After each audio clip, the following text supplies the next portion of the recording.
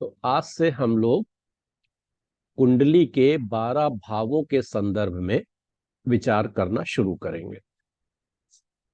हम लोग जानते हैं कि कुंडली में 12 भाव होते हैं। चूंकि ब्रह्मांड में 12 राशियां हैं तो उन्हीं से जोड़ते हुए 12 भाव बनाए गए हैं।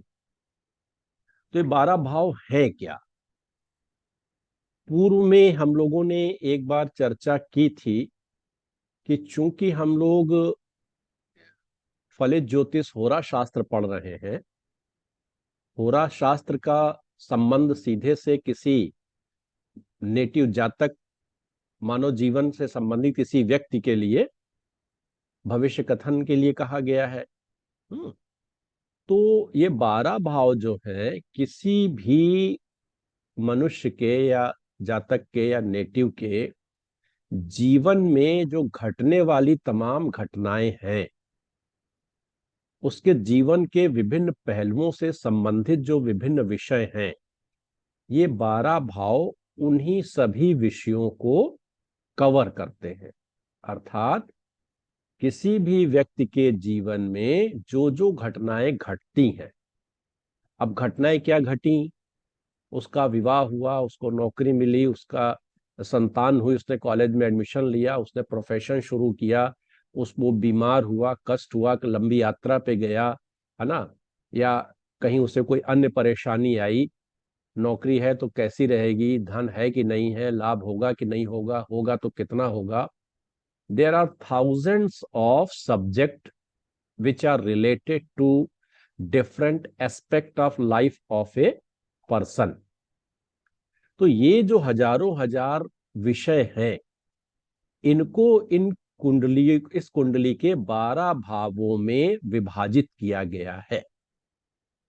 हमको अब यह समझना है कि ये जो 12 भाव है, इनसे हम किन किन विषयों को किस प्रकार से विचार करेंगे। अब इसकी उपयोगिता पहले क्या है?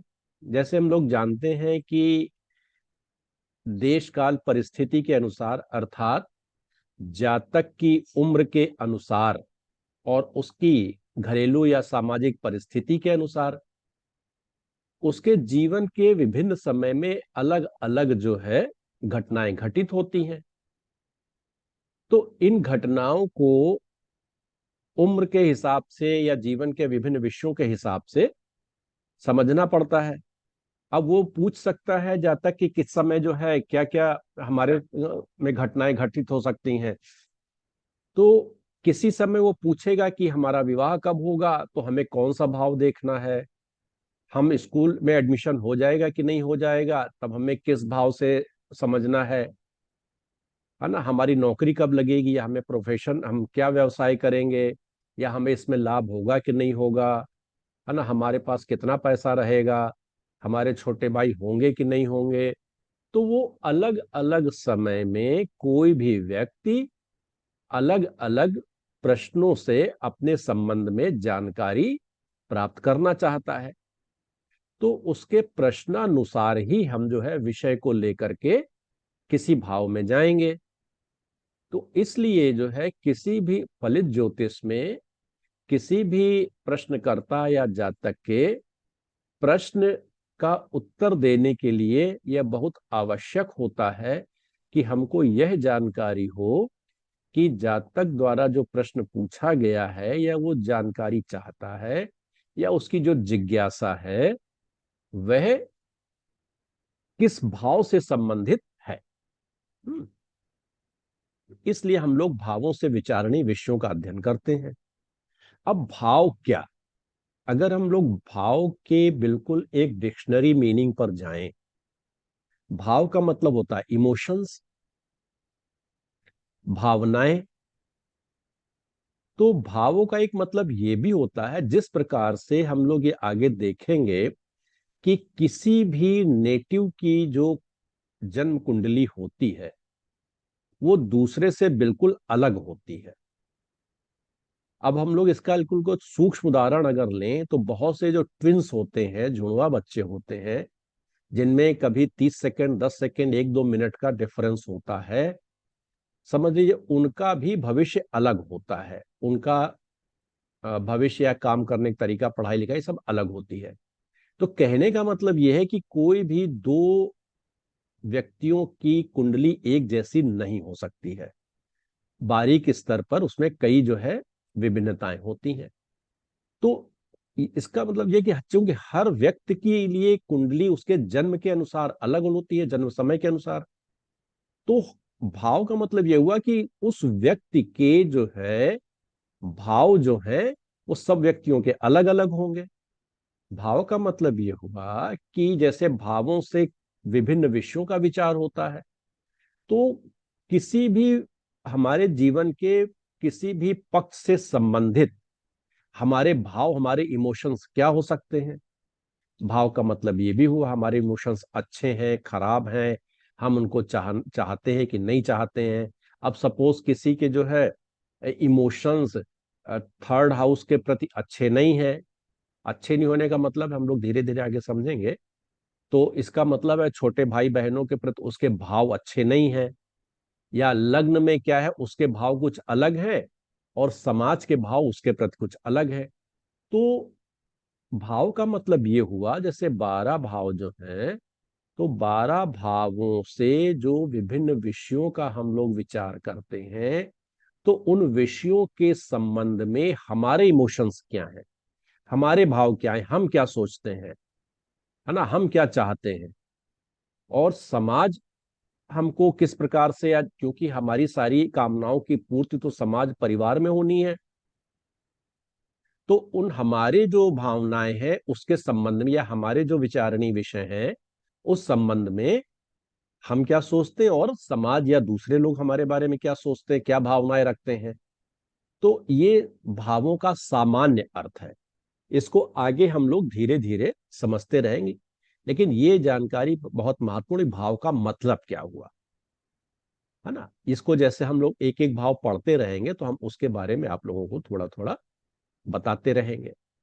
तो भाव का सामान्य मतलब ये हुआ। अब हम लोगों को यह समझना है कि जैसे पूर्व में भी हम लोग एक बार इस चीज को डिस्कस कर चुके थे, लेकिन पुनः यहां दोहरा देते हैं कि जैसे हमारे 12 भाव हैं, तो 12 भावों के एक एक सूक्ष्म नाम, सांकेतिक नाम भी रखे गए हैं। इन सांकेतिक नामों को जब हम कभी प्रयोग में लाएंगे तो ये बड़े उपयोगी प्रतीत होंगे। जैसे प्रथम भाव को तन भाव कहते हैं, तन माने शरीर, है ना। इसको यही एकमात्र तन जो है वो बड़े व्यापक स्तर पर इसका जो है प्रयोग होता है। दूसरे भाव को कहते हैं धन भाव। तीसरे भाव को कहते हैं पराक्रम या सहज भाव। चौथे भाव का नाम है सुख। पांचवें का नाम है संतान, सुत भाव। छठे का नाम भाव है रिपु भाव। सप्तम का मतलब है जया भाव। अष्टम को आयु कहते हैं, मृत्यु भाव भी कहते हैं। नवम को धर्म का भाव कहते हैं। दसम को कर्म का भाव कहते हैं। एकादश लाभ है का भाव है, और द्वादश व्यय का भाव है। ये इन नामों से हम लोगों को इन भावों से परिचित होना चाहिए। व्यय भाव का मतलब है 12वां भाव, है ना। कर्म का मतलब है 10वां भाव। तो इसको हम लोग भी, इस टर्मिनोलॉजी को भी याद रखेंगे और इसका हम लोग प्रयोग भी करेंगे, और कैसे मतलब इनका उपयोग किया जाए ये भी हम लोग समझेंगे। जब हम लोग 12 भावों के बारे में जानकारी प्राप्त कर लेंगे तो सभी भावों को हम लोग एक दूसरे से लिंक करके या जोड़ करके भी देखेंगे। ठीक है। अब दूसरा जो महत्वपूर्ण चीज है, ये हमने लिख रखा है कि भावों के सूक्ष्म सांकेतिक नामों के अतिरिक्त भावों की कुछ जनरल जो है संज्ञाएं हैं, सामान्य संज्ञाएं। मतलब कुंडली के 12 भावों को और किन किन संकेतों से समझा जाता है, और ये संकेत जो है फल कथन में बहुत ही महत्वपूर्ण है, इनका बहुत उपयोग होता है। तो पहले जैसे हमने लिया है कि केंद्र भाव। अब केंद्र भाव कौन कौन से हैं? किसी भी कुंडली के जो 4 भाव होते हैं, बीच में पहला, चौथा, सातवां, 10वां, जो बीच के जो सारे भाव हैं वो कहलाते हैं केंद्र भाव। 1, 4, 7, 10। अब केंद्र को अगर हम लोग समझें, केंद्र का मतलब होता है सेंटर, समथिंग वेरी इंपॉर्टेंट। केंद्र का हमेशा बड़ा महत्व रखा है। कोई चीज हमारे केंद्र बिंदु है, या फलाना व्यक्ति है केंद्र बिंदु है, या जैसे केंद्र सरकार, सेंट्रल पॉइंट। तो केंद्र हमेशा बड़ा महत्वपूर्ण होता है, इंपॉर्टेंट होता है, उसका बहुत महत्व होता है। सारी मतलब जो है चीजें उसी के आसपास घूमती हैं। तो ये कुंडली के जो 4 भाव हैं, ये जो है हमारे केंद्र भाव कहे गए। केंद्र भाव क्यों कहे गए हैं? कि देखिए, पहला भाव तो हम स्वयं हैं और हमारे ही बारे में सब कुछ विचार किया जा रहा है, तो हम तो केंद्र होंगे ही होंगे। चौथे भाव से क्या है? सुख का विचार किया जाता है।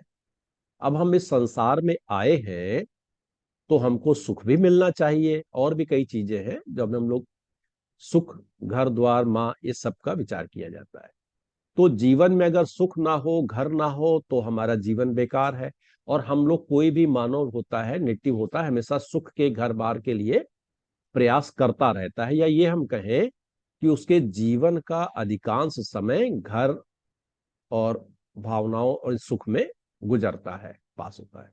सातवां भाव क्या है? जीवन साथी के साथ साथ समाज है पूरा का पूरा।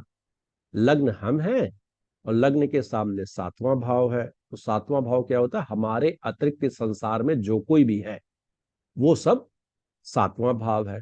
और उस सातवें भाव में सबसे जो महत्वपूर्ण है वो हमारे लाइफ पार्टनर या बिजनेस पार्टनर या हमारे क्लोज और जो अदर्स पर्सन हो सकते, जो हमारे बड़े इंटरेक्टिव, जिससे बड़ा इंटरेक्शन करना पड़ता है।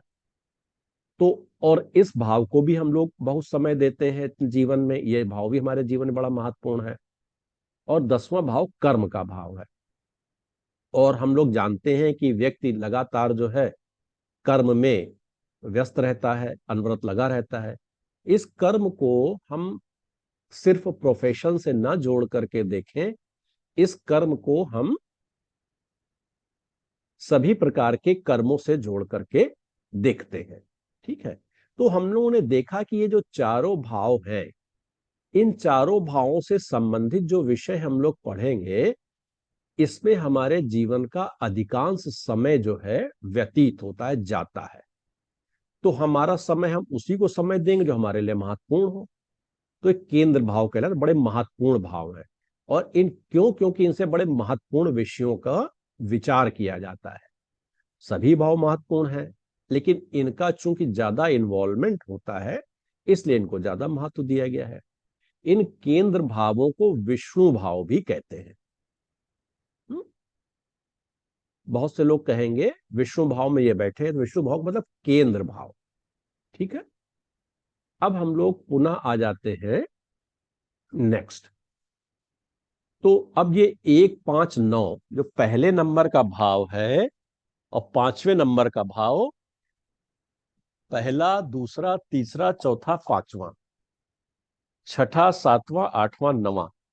तो जो 9 नंबर, 5 नंबर और 9 नंबर के भाव जो है वो क्या कहलाते हैं? त्रिकोण भाव, ट्राइनल हाउसेस। इंग्लिश में ट्राइनल हाउसेस, हिंदी में त्रिकोण के भाव। ये भाव जो है बहुत शुभ भाव माने गए हैं। सबसे अच्छे भाव जो है किसी कुंडली में 1, 5, 9 को माना गया है। एक तो है ही सबसे महत्वपूर्ण, क्योंकि वो जातक स्वयं है। अभी हम लोग इसको डिटेल में समझेंगे। 5वां भाव क्या है? सुत है। सुत के साथ साथ इसमें और भी कई चीजें जुड़ेंगी, जैसे बुद्धि का भाव है, पूर्वजन्म के कर्म कर्म का भाव है। तो देखिए, परिवार को चलाने के लिए अपने सहारे के लोग सुख की जरूर कामना करते हैं, तो इसको इसलिए शुभ माना गया। दूसरा क्या? बुद्धि का भाव है, पूर्वजन्म के कर्म का भाव है। तो इस भाव को बहुत ही शुभ और महत्वपूर्ण माना गया है। नवा भाव क्या है? ज्ञान का भाव है, धर्म का भाव है, पिता का, गुरु का, ये सब भाव है। इनको बहुत शुभ भाव माने गए हैं, क्योंकि हमेशा ये जो है शुभता प्रदान करते हैं। इनसे संबंधित भाव के जो विषय है और यहाँ बैठने वाले ग्रह शुभता प्रदान करते हैं। तो इन भावों को शुभ भाव कहा गया है, और इन भावों का नाम एक और दिया गया है, लक्ष्मी भाव। हम्म तो केंद्र भावों को विष्णु भाव कहते हैं, और त्रिकोण के भावों को लक्ष्मी भाव कहते हैं। इसका भी बहुत महत्व है। जब आगे हम लोग राजयोग वगैरह पढ़ेंगे तब इनका महत्व अधिक समझ में आएगा। ठीक है। फिर आए हैं इसके बाद दो स्थान बैड हाउस से 6, 8, 12 भाव। जैसे जिस प्रकार से पांचवें और नवें भाव हमारे जीवन हमें बहुत शुभता देते हैं, और केंद्र भाव शुभ भी हो सकते हैं, अशुभ भी हो सकते हैं उनके परिणाम, क्योंकि हमें सुख मिल सकता है, नहीं भी मिल सकता है। दुख मतलब सप्तम से हमारे संबंध अच्छे हो सकते हैं, शादी हो सकती, नहीं हो सकती है ना। दुखी हो सकते हैं, कर्म कर सकते हैं, नहीं कर सकते, खराब कर्म कर सकते हैं, अच्छे कर्म कर सकते हैं। तो वहां केंद्र भाव से अच्छे और बुरे दोनों ही परिणाम आते हैं। लेकिन पंचम और नवम भावों से हमेशा जो है अच्छे परिणामों की हम लोग आशा करते हैं। तो हमारे पूर्व जन्म के जो अच्छे कर्म होते हैं उनका परिणाम हमें 5 और 9 भावों से मिलते हैं, लग्न से मिलते हैं। और पूर्व जन्म के या इसी जन्म के कुछ खराब कर्मों के फल हम लोगों को छठे, आठवें, 12वें भाव से मिलते हैं। छठे भाव को हम लोगों ने रिपु भाव कहा है, रोग ऋण शत्रु का। रोग ऋण शत्रु हमारे जीवन में बाधाएं पैदा करते हैं, हमारी प्रगति में रुकावट करते हैं। हम्म आठवां भाव मृत्यु का है, छुपा हुआ भाव है, अंधेरे का भाव है। वहां पता नहीं कौन सी क्या घटना कब घट जाए जिसका किसी को अंदाजा नहीं होता है। वो सब विषय आठवें से विचार किए जाते हैं। और 12वां भाव सब चीजों का व्यय कराता है, और व्यय किसी को नहीं अच्छा लगता है। इसलिए 6, 8, 12 भाव को दो स्थान यानी बैड हाउसेस कहा गया है। यानी यहाँ के जीवन के हमारे जो कुछ विशेष एडवर्स जो सब्जेक्ट होते हैं, बीमार हो जाएंगे, लड़ाई हो जाएगी, मुकदमा चल जाएगा, हॉस्पिटलाइज हो जाएंगे, अचानक कोई दुर्घटना घट जाएगी, या हमें पेनाल्टी लग जाएगी, पैसा चला जाएगा, व्यय हो जाएगा, ये सब किसी को अच्छा नहीं लगता है, खराब माने जाते हैं। तो इसलिए इन भावों को से इन सब विषयों का विचार किया जाता है, और इसलिए इन्हें बैड हाउसेस कहा गया है। राइट। इसके बाद एक 3, 6, 10, 11 उपचय भाव कहे गए, वृद्धि के भाव कहे गए हैं। उपचय के माने ग्रोथ, वृद्धि करना। तो अभी जब हम लोग भावों के विषयों में पढ़ेंगे तो इनको हम लोग और एनालाइज करेंगे कि ये वृद्धि क्यों, कैसे। अभी हम लोगों को इतना समझ लेना है कि तीसरा नंबर का भाव जो पराक्रम का है, छठा नंबर का भाव रोग ऋण शत्रु के साथ साथ परिश्रम का है, उसको हम लोग समझेंगे। 10वां भाव कर्म का है, और 11वां भाव लाभ का। ये सब हमें वृद्धि देते हैं, ग्रोथ देते हैं सारे भाव। इसलिए इन्हें उपचय भाव कहा गया, वृद्धि के भाव कहा गया है। ठीक है।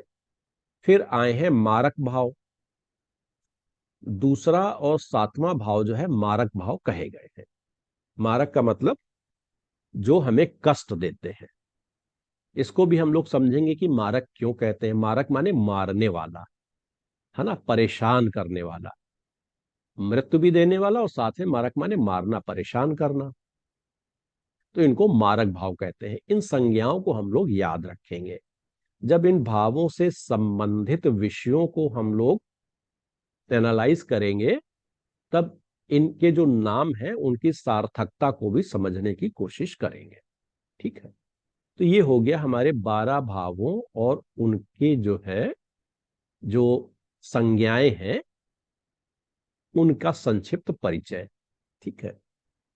अब क्या है कि एक चीज हम लोग और समझने की कोशिश करते हैं कि 12 भावों का एक जो वैज्ञानिक क्रम जो है वो भी हम लोग 2 मिनट में समझ लेते हैं कि ये जो 12 भाव है इनका क्रम, ये इनसे संबंधित विषयों की जो लिंकिंग है, क्रमबद्धता है, वो हमारे बढ़ते हुए मतलब जन्म से लेकर के बढ़ते हुए जीवन को लेते हुए मृत्यु तक के जो है विषयों को क्रम से इसमें लिया गया है।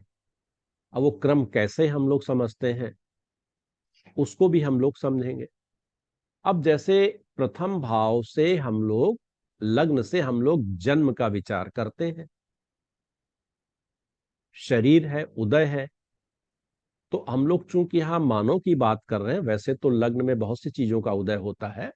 पहले हम लोग जब फल कथन की बात करें, नेटिव के बारे में, जातक के बारे में, तो जातक का शरीर उदय हुआ, क्योंकि जन्म के समय हम लोगों ने चार्ट बनाया, कुंडली बनाई। तो पहला भाव उसका जन्म का होता है, शरीर का होता है।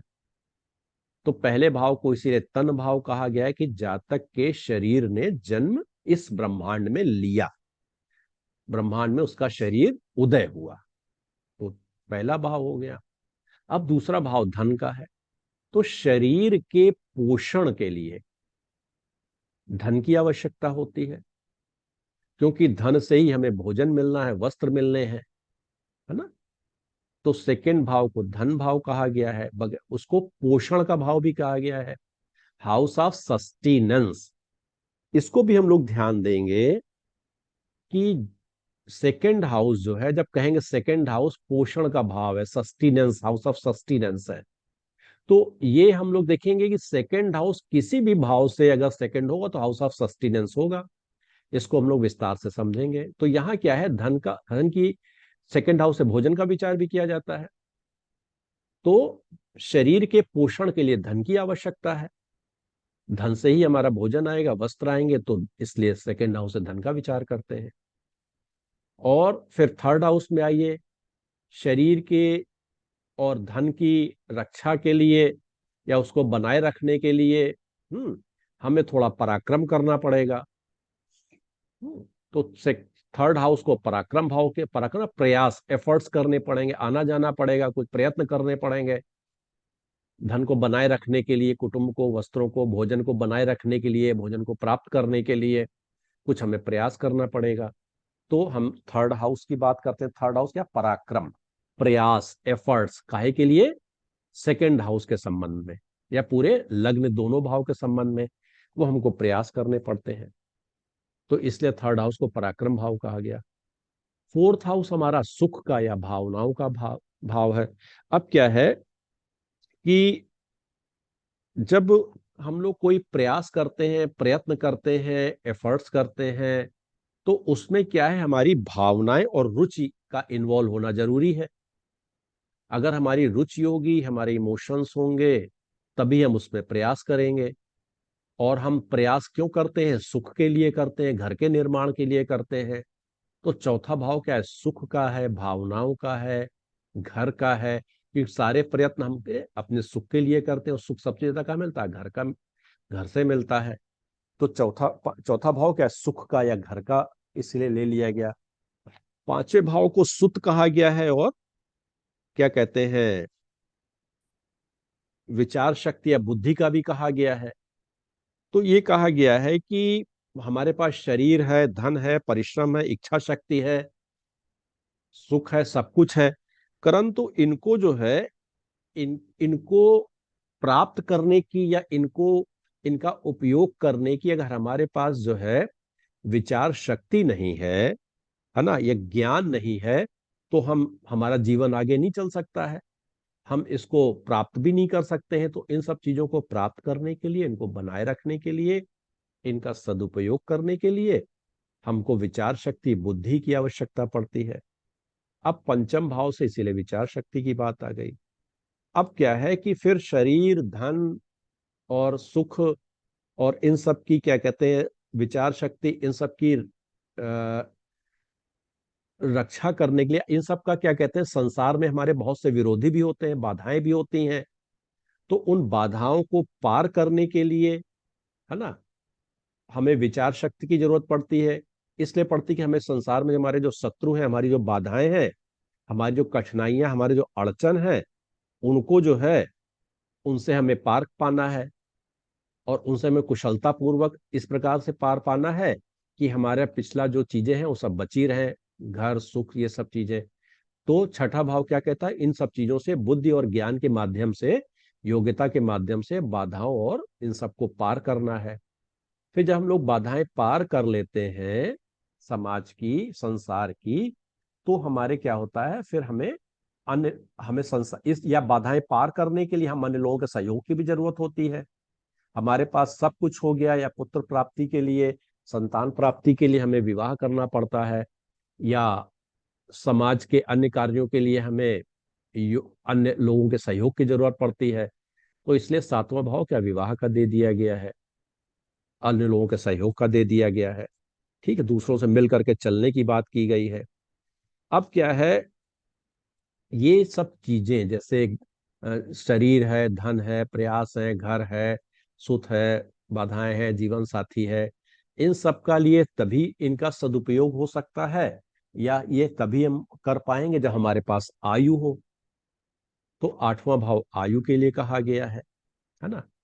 और आयु हमें तब मिलेगी जब हम धर्म पूर्वक कार्य करेंगे, इसलिए नवा भाव धर्म का कहा गया। हम ज्ञान पूर्वक, धर्म पूर्वक कार्य करेंगे, आध्यात्मिक मार्ग, गुरुओं का और पिता का मार्गदर्शन लेंगे, तो हमारी आयु बढ़ेगी। क्योंकि अगर हम लोग धर्म के पूर्वक नहीं चलेंगे तो हम क्लेश होगा तो हमारी आयु कम हो जाएगी।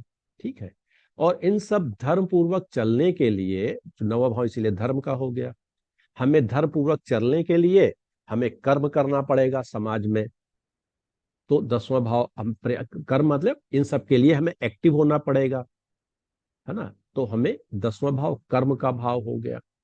और कर्म, धर्म पूर्वक कर्म, कर्म इसीलिए धर्म के बाद आए। हमारे कर्म कैसे होने चाहिए? धर्म पूर्वक कर्म होने चाहिए।